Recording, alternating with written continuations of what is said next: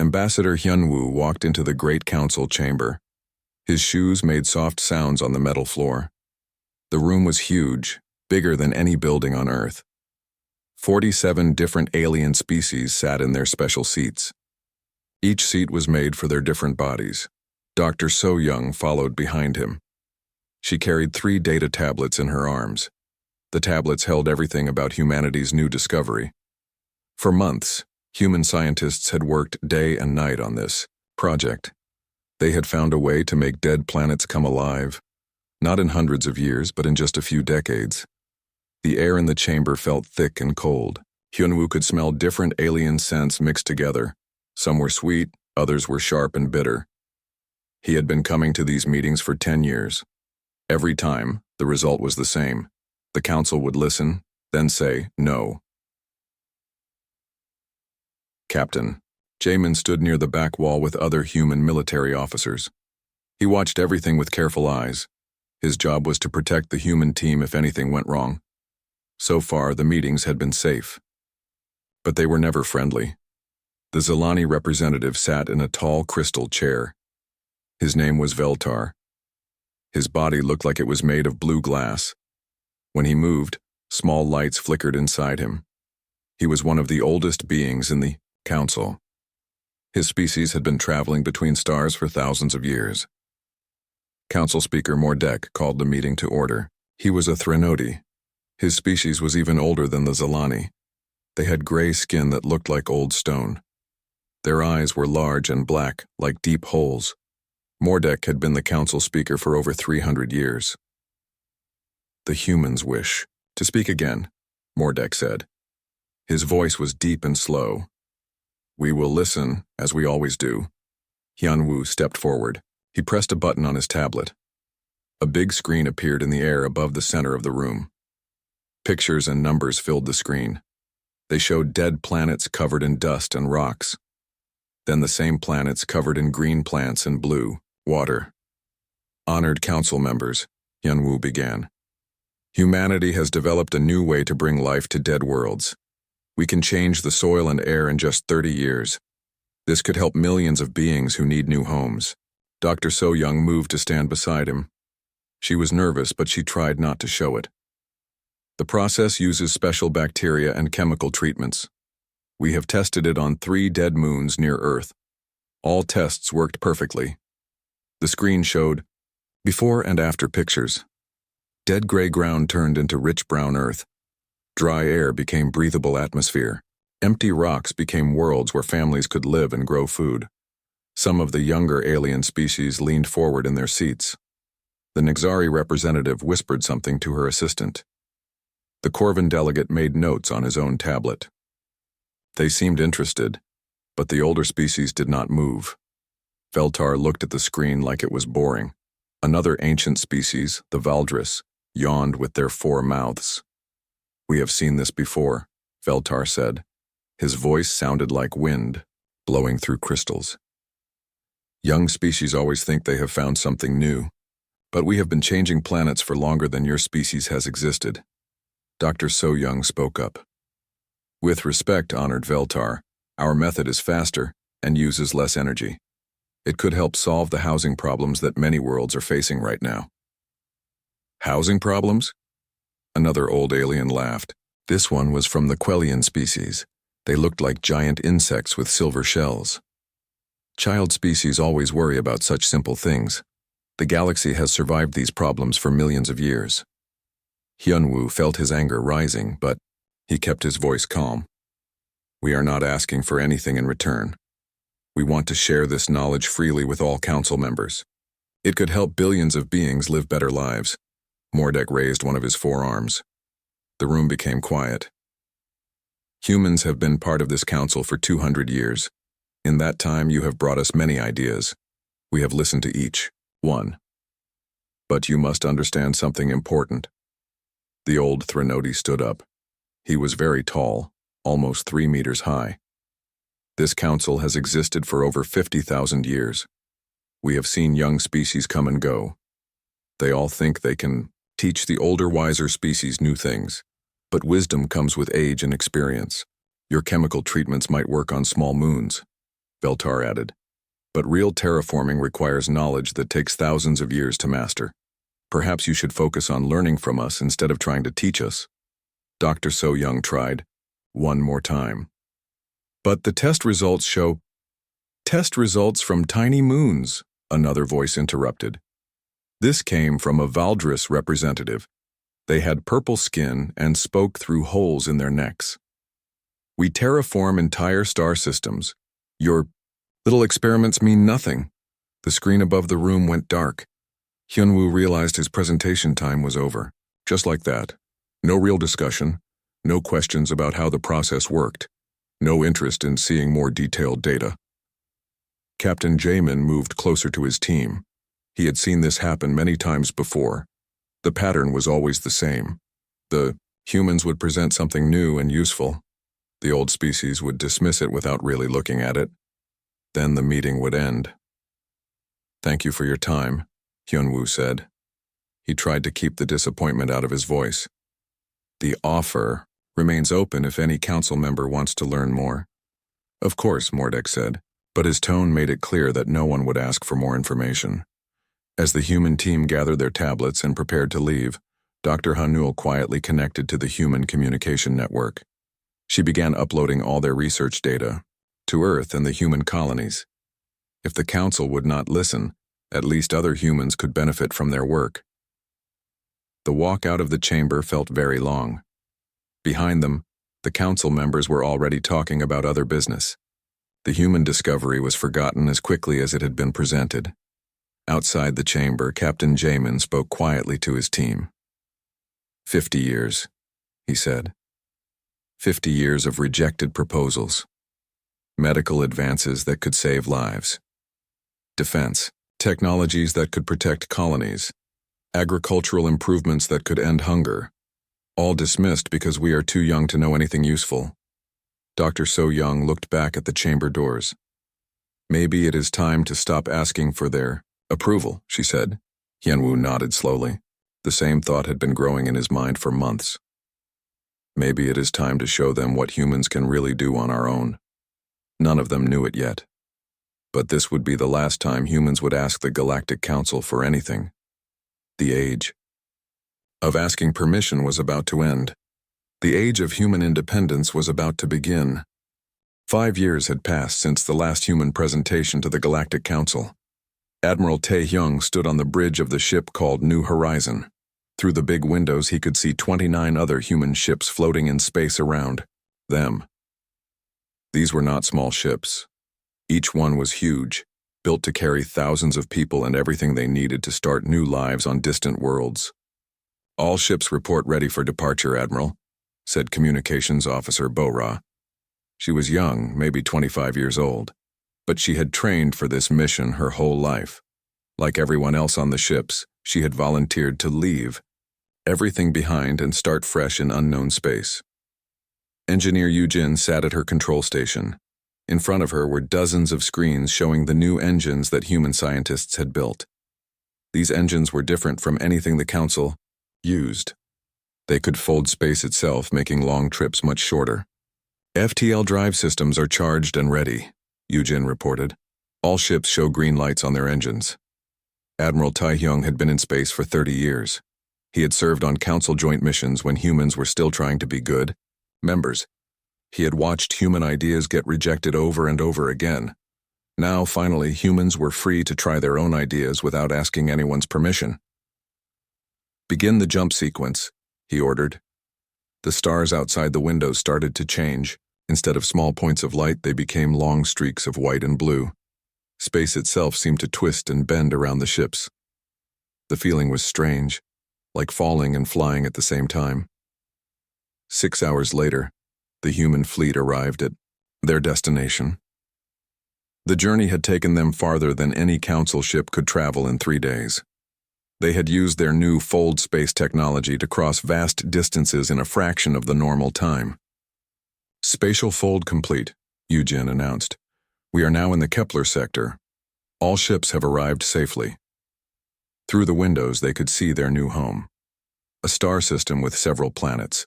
The Council had marked this area as unsuitable for colonization in their official records.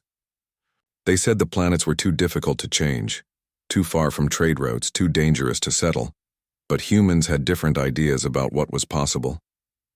On the communications system, Bora was picking up messages from Council space. She could hear different alien species talking about the human departure.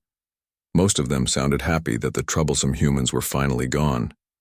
"Good riddance to those pushy youngsters," said one Zilani voice. "Now maybe the Council can get back to proper business.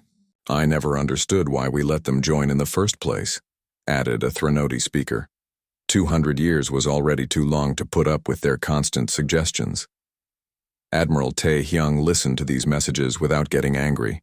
He had expected this reaction. The old species were glad to see humans leave. They thought it proved that young species could not handle the responsibilities of advanced civilization. They were about to learn how wrong they were. The first planet in the system was called Kepler 442b by human scientists. It was a dead world, covered in gray dust and poisonous air. No plants grew on its surface. No animals lived in its empty lands. The Council surveys had been right about one thing. It was not suitable for life as it existed, but humans had brought the tools to change that. Director Seok Jin supervised the landing of the first colonization ships. He was a specialist in terraforming, the science of changing dead planets into living worlds. For years, he had wanted to test human techniques on a real planet instead of just small moons. The landing ships touched down on the gray surface. Teams of workers immediately began setting up the first terraforming equipment. They spread special bacteria into the soil. They released carefully designed chemicals into the atmosphere. They planted the first experimental crops in protected domes. Within 3 weeks, something amazing happened. Dr. Minna stood in the middle of what had been empty dust just days before. Now, green shoots were pushing up through the dark soil. The air inside the growing dome smelled fresh and clean. Plants that had been designed to survive in harsh conditions were not just surviving, they were thriving. "The growth rate is beyond our best projections," she told Director Seok Jin over the communication system. "The crops are producing 30% more food than we expected. The soil conversion is happening twice as fast as our models predicted." All around the planet, similar reports were coming in. Dead ground was becoming fertile farmland. Poisonous air was slowly changing into breathable atmosphere. Water that had been locked in underground ice was melting and forming the first rivers this world had seen in millions of years. The Council had said this world was worthless. They had never bothered to test human methods because they assumed young species could not know anything they did not already know. They had been completely wrong. On the other planets in the system, different human teams were testing other technologies.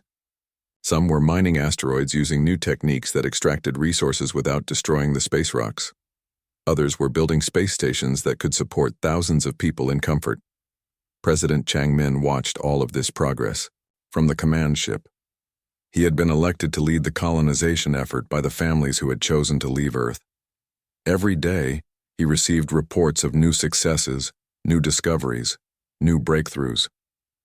"We have accomplished more in 3 months than the Council predicted was possible in 50 years, he told the other colonial leaders during their weekly meeting. And this is just the beginning.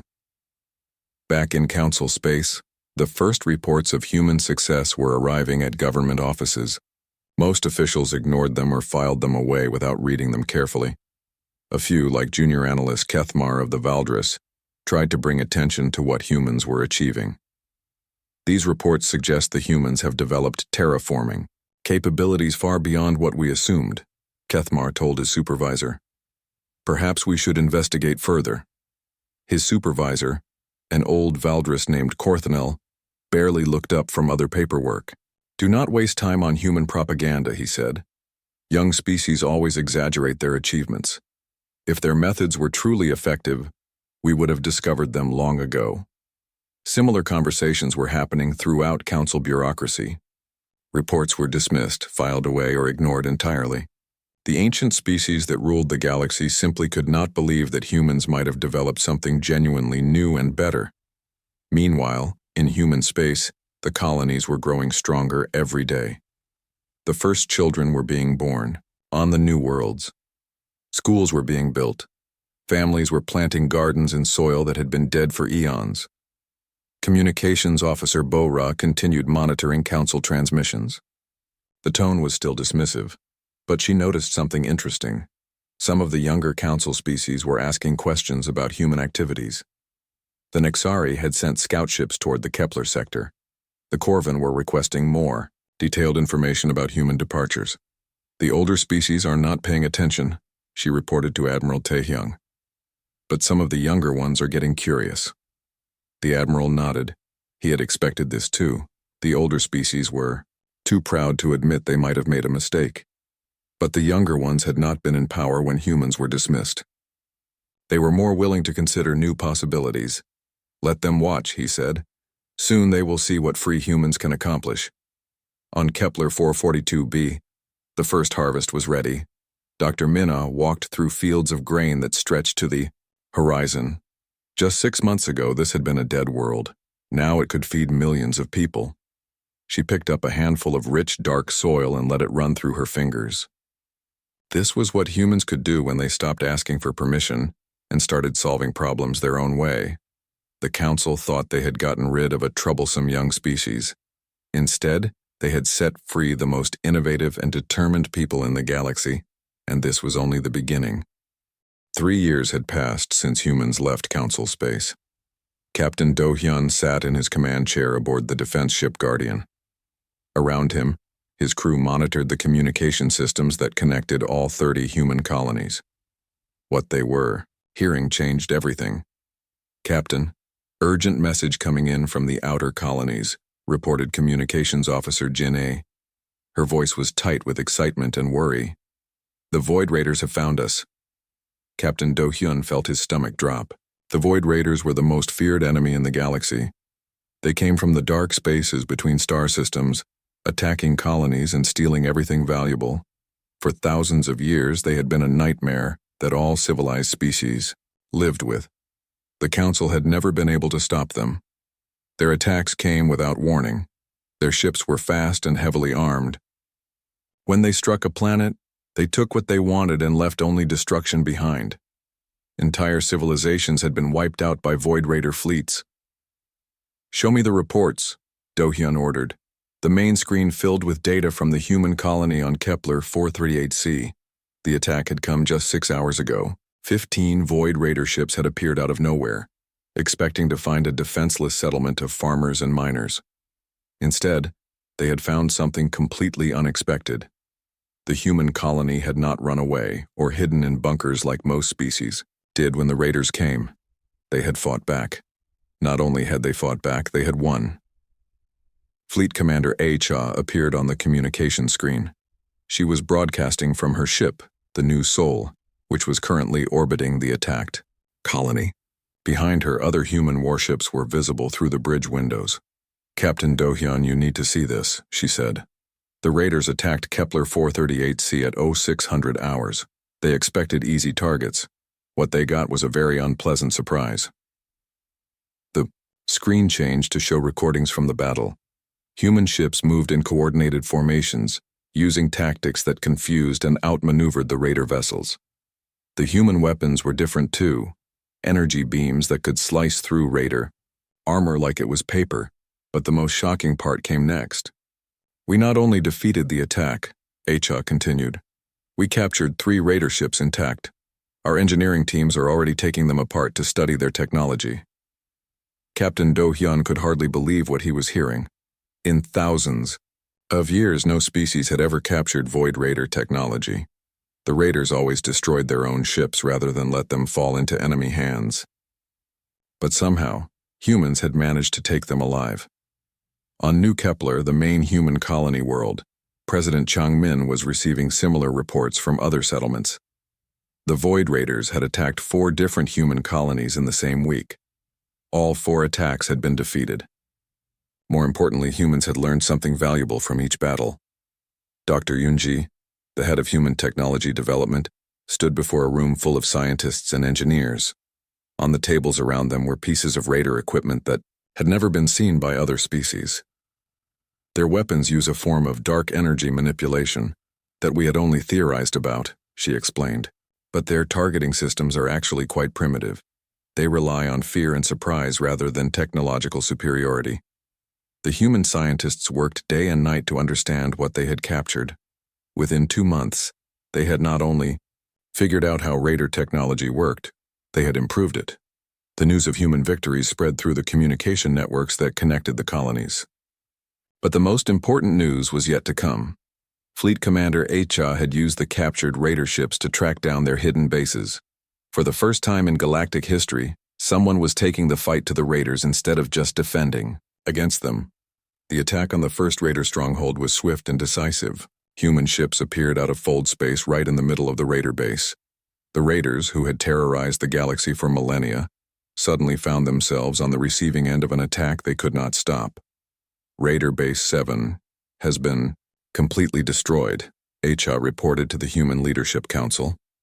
We have rescued over 2,000 prisoners from various species who were being held as slaves. We have also captured enough raider technology to build our own versions of their best weapons. Within 6 months, 3 more raider strongholds had been destroyed. The Void Raiders, who had seemed unstoppable for thousands of years, were suddenly running away from human space as fast as they could travel. The success was almost unbelievable, but it was also making people in Council space start to pay attention.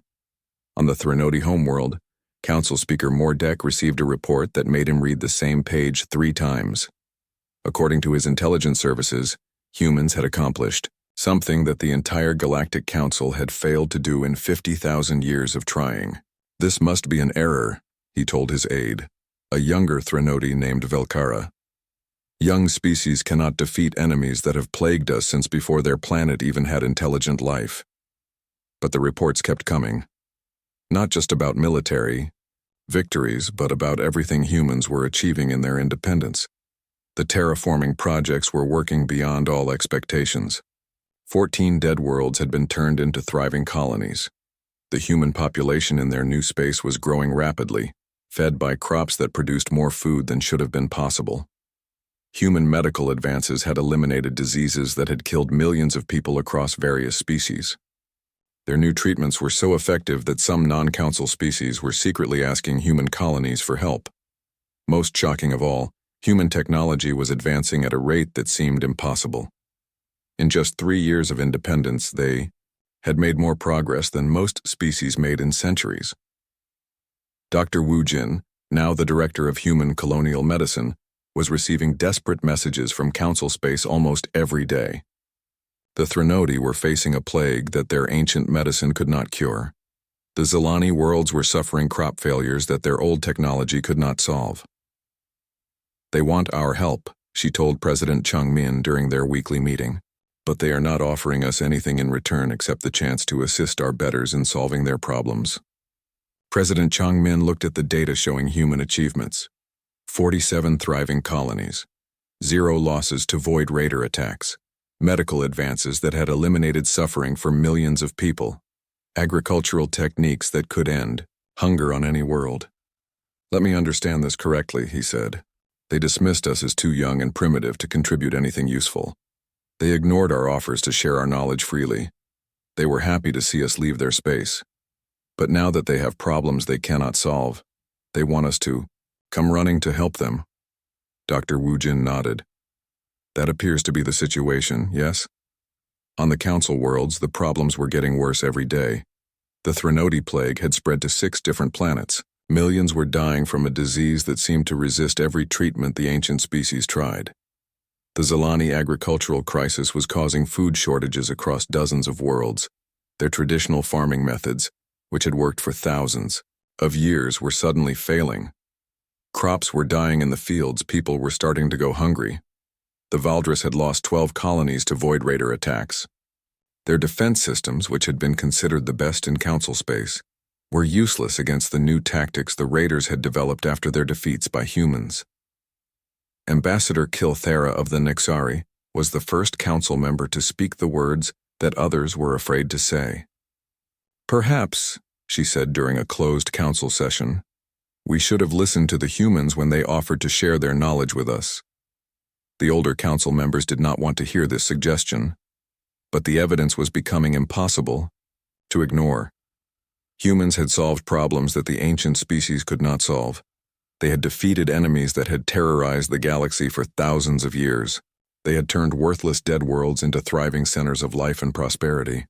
All of this had been accomplished by the same primitive young species that the Council had been happy to dismiss just 3 years earlier. In human space, the colonies continued to grow and prosper. But the human leaders were beginning to receive a new kind of message from Council space. Not orders or dismissals this time, but requests. Desperate requests for help from the same people who had spent decades telling humans they had nothing valuable to offer.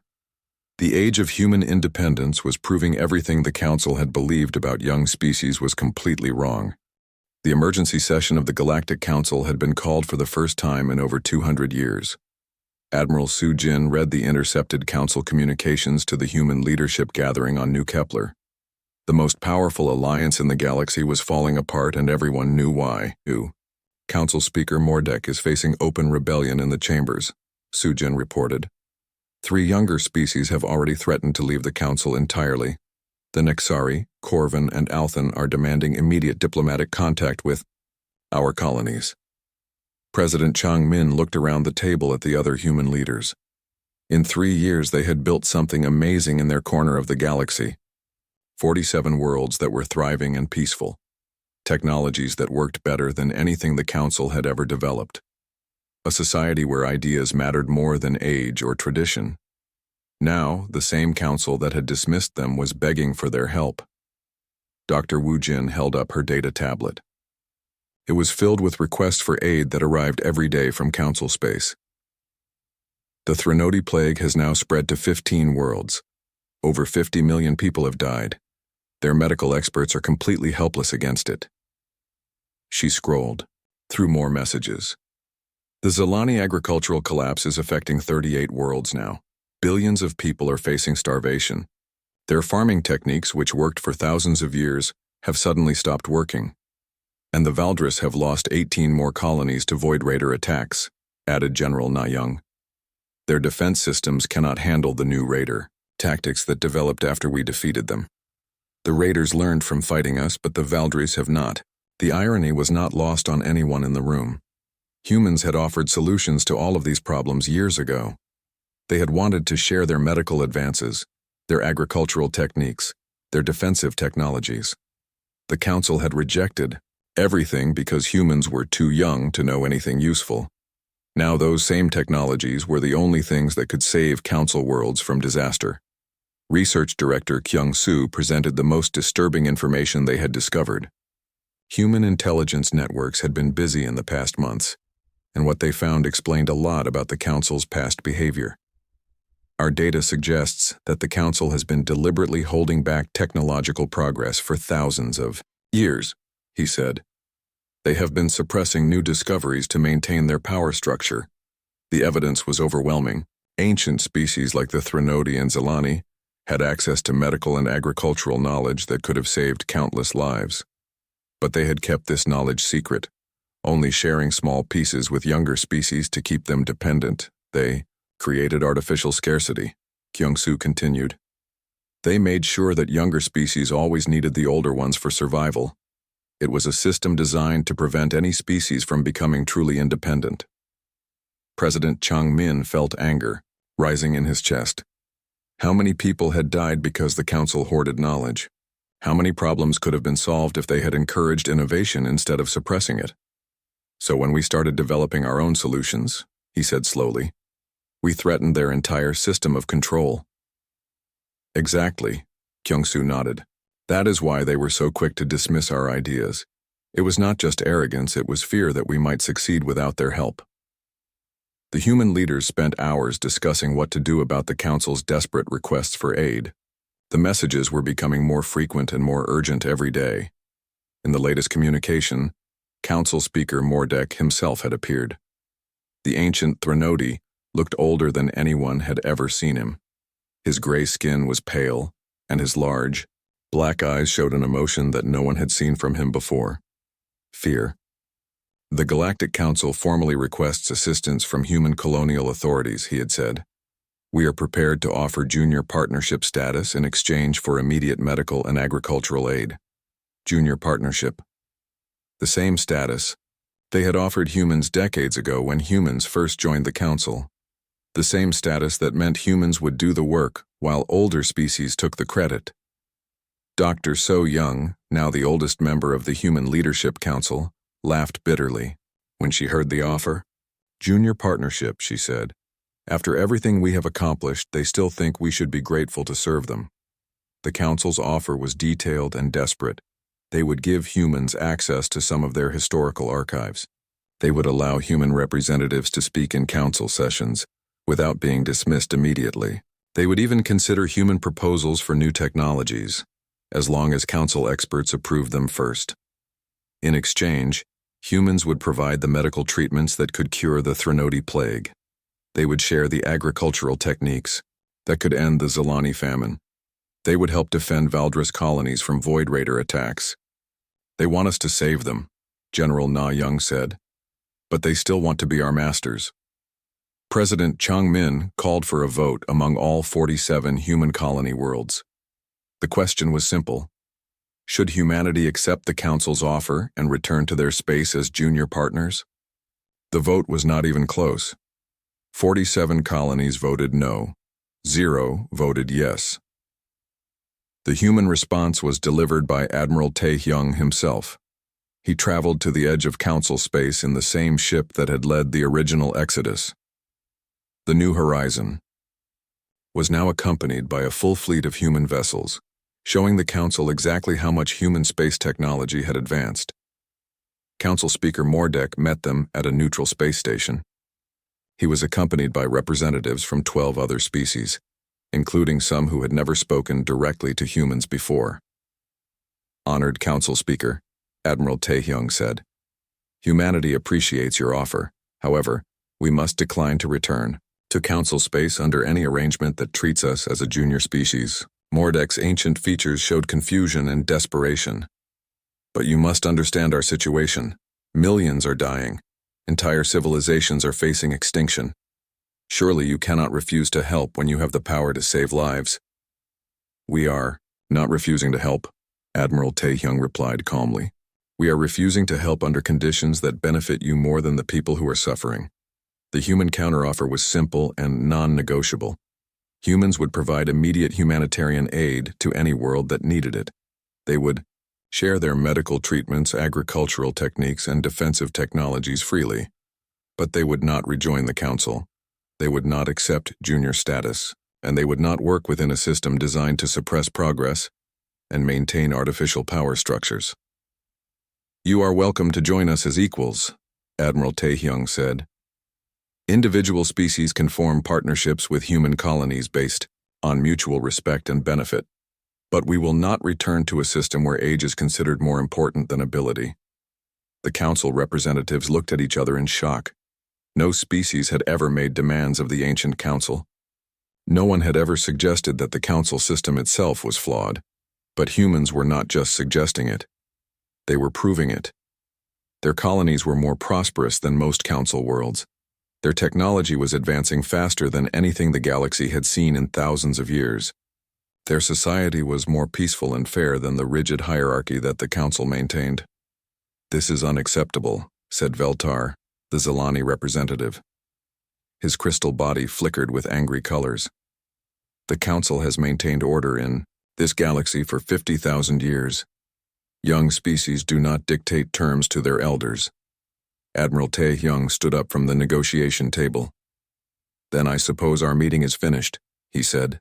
"Good luck solving your problems with 50,000 years of wisdom." As the human ships prepared to leave, several council representatives asked for private meetings. The younger species especially wanted to know more about human offers of equal partnership. The Nexari ambassador Calthera was the first to speak privately with Admiral Tae-hyung. "If a species were to leave the council," she said carefully, "how would they go about forming a partnership with human colonies?" The admiral smiled. It was the first genuine smile he had shown during the entire meeting. "Very easily," he said. "All we ask is that you treat us as equals, and we will do the same for you. Back in council space, the debates raged for weeks. The older species insisted that accepting human terms would destroy the natural order of the galaxy. The younger species pointed out that the natural order was already collapsing around them. Meanwhile, human medical ships were already traveling to plague-affected worlds. Human agricultural experts were working with local farmers to save dying crops. Human defense fleets were protecting colonies from Void Raider attacks. They were providing help freely, without demanding anything in return except basic respect and recognition.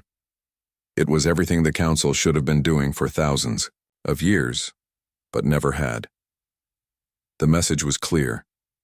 Humans had moved beyond needing the Council's approval. They had built something better, and they were willing to share it with anyone who was ready to treat them as equals. The age of Council dominance was ending. The age of human leadership was about to begin. The formal apology arrived exactly 6 months after the failed negotiations. It came on a Council diplomatic vessel, bigger than any ship they had ever sent to human space. Admiral J. Min, now the overall commander of human colonial defense, met the delegation at the neutral space station that humans had built at the edge of their territory. The ship was called Eternal Wisdom, a name that now seemed ironic given what had happened. Ambassador Zethmoran commanded the vessel. He was the highest-ranking diplomat the Council had ever sent to speak with any species. His presence meant the Council was finally taking humans seriously, but it was too late. President Chang Min arrived at the space station with representatives from all 47 human worlds. Dr. So Young, now in her 70s but still sharp, as ever had helped prepare the response that humanity had collectively agreed upon. The meeting room was large and comfortable, designed to accommodate different species. But the atmosphere was tense. Everyone knew this was likely the last chance for the Council to save itself from complete collapse. Council Speaker Mordek appeared on the main communication screen. His ancient features looked tired and defeated. Behind him, the Council chambers, that had once been filled with proud representatives, were now half empty. Many species had already left to seek their own agreements with human colonies. President Chang Min, Mordek began, his deep voice carrying a tremor that had never been there before. The Galactic Council formally acknowledges our errors in judgment regarding humanity's capabilities and contributions. We extend our sincerest apologies for our failure to recognize your achievements and value your innovations. The words seemed to pain him to speak. For 50,000 years, the Council had never apologized to anyone. They had never admitted mistakes. They had never shown weakness. We request immediate renegotiation of humanity's status within the galactic community, Mordek continued. We are prepared to offer full senior member status with all the privileges and responsibilities that entails. Ambassador Zethmoran opened a data tablet that contained the Council's new offer. It was staggering in its scope. Humans would be given senior member status, equal to the ancient species. They would have full access to all Council historical archives, including the secret knowledge that had been hidden for thousands of years. They would be given shared governance over Council space, with the right to veto decisions made by other species. The offer also included immediate recognition of human sovereignty over their colonial space. Council species would be forbidden from entering human territory without permission. Human colonies would be guaranteed protection under Council law. In exchange, the Council wanted humanity to share their medical advances to stop the plagues ravaging Council worlds. They wanted human agricultural techniques to end the famines affecting billions of people. They wanted human military technology to protect against Void Raider attacks. Most importantly, they wanted humans to return to Council space and help restore order to a galaxy that was falling apart without strong leadership. President Chang Min listened to the entire offer without interrupting. When Mordek finished speaking, the room was silent for a long moment. Your apology is noted, Chang Min finally said. His voice was calm and respectful, but not grateful. We appreciate the Council's recognition of our capabilities. However, humanity has moved beyond the need for Council approval or membership. The words hit the Council delegation like a physical blow. Zethmoran leaned forward in his seat. But surely you understand the benefits we are offering, he said. Senior, member status is the highest honor the Council can bestow, No species has ever refused such an offer. Dr. So Young spoke for the first time. With respect, honored ambassador, we have seen what council membership offers. We have built something better. Engineer Yu Jin, now the chief architect of human space infrastructure, activated a holographic display that showed the current state of human civilization. 47 thriving worlds connected by the fastest communication and transportation network in the galaxy. 0 famine, 0 plague, 0 successful enemy attacks. Our colonies produce more food per person than any council world, she explained. Our medical system has eliminated diseases that still kill millions in your space. Our defense network has never lost a single settlement to any enemy. General Na Young added the military statistics. In the past year, we have destroyed 15 Void Raider strongholds and rescued over 10,000 prisoners from various species. Meanwhile, Council worlds have lost 23 colonies to Raider attacks. The comparison was devastating. In every measurable way, human space was more successful than Council space. Safer, more prosperous, more innovative, more fair. Research. Director Kyung-soo presented the most damning evidence. Our analysis of Council historical records shows a pattern of deliberate technological suppression spanning thousands of years. The Council has been holding back progress to maintain control, not encouraging it for the benefit of all species. Council Speaker Mordek's image flickered on the screen. Those records are classified information. How did you obtain access to them? Several Council species have shared their archives with us, President Chang-min replied. Species that chose to leave the Council and join our growing Federation of Free Worlds. This was news that shocked the Council delegation. They had known that some species were considering leaving, but they had not realized that humans were actively building an alternative to Council civilization. Admiral Jamin explained how it worked. Any species can join the Federation as an equal member. We share technology freely. We make decisions by consensus, not by age or tradition. We focus on solving problems rather than maintaining power structures. The Federation was everything the Council should have been, but never was. It was based on merit instead of seniority. It encouraged innovation instead of suppressing it. It treated all member species as equals regardless of how long they had been traveling between stars. 12 species have already joined, Admiral Jamin continued. 8 more are in the process of leaving Council space to establish Federation colonies. Your own membership is dropping every month. Ambassador Zethmoran looked desperate. But what about the millions of people suffering in Council space? The plagues, the famines, the Raider attacks. Will you simply abandon them to prove a point? President Chang-min's expression softened slightly. We are not abandoning anyone. Human medical ships are already working in Council space, treating plague victims without charge. Our agricultural experts are helping save crops on dozens of worlds. Our defense fleets have protected Council colonies from Raider attacks. We provide this aid freely, Dr. So Young added. We ask for nothing in return except basic recognition of our sovereignty and equality. We do not require Council membership or approval to help people who are suffering. This was the difference between human civilization and Council civilization in a single statement. Humans helped because it was the right thing to do. The Council helped only when it served their political interests. The final offer came from Engineer Yu Jin. Individual Council species are welcome to join the Federation of Free Worlds. We will help them establish colonies outside Council space. We will share our technology and knowledge freely.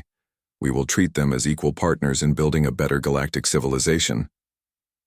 But, President Chang-min said firmly, we will not rejoin an organization that spent thousands of years suppressing progress and maintaining artificial hierarchies. We will not accept any status within a system designed to treat some species as inherently superior to others. Council Speaker Mordek made one final desperate plea.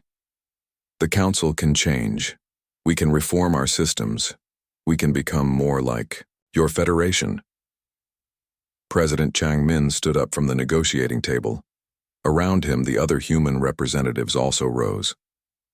Then do it, he said simply. Show the galaxy that you have truly changed. But do it as an equal member of the galactic community, not as the supreme authority over all other species. As the human delegation prepared to leave, Ambassador Zeth Moran asked one last question. What happens now? What happens to the Council? What happens to the galaxy? Dr. So Young paused at the door. The galaxy will be fine, she said. It will be better than fine. For the first time in 50,000 years, it will be free to grow and progress without artificial limits. As for the Council, President Chang Min added, that depends on whether you choose to join the future or cling to the past. The human ships departed the neutral station, leaving the Council delegation alone with their thoughts. Within hours, 3 more species had announced their intention to leave Council space and join the Federation of Free Worlds. 1 year later, the Galactic Council officially dissolved. The last members could no longer maintain the bureaucracy, without the resources and support of the species that had left. Some of the ancient species, including the Threnodi and Zelani, joined the Federation as equal members. Others retreated to their homeworlds, too proud to accept equality with younger species. Dr. Minna stood on the observation deck of New Kepler's orbital station, watching ships from dozens of different species arriving and departing peacefully. Below, the planet that had been dead when humans first arrived was now a thriving center of galactic civilization.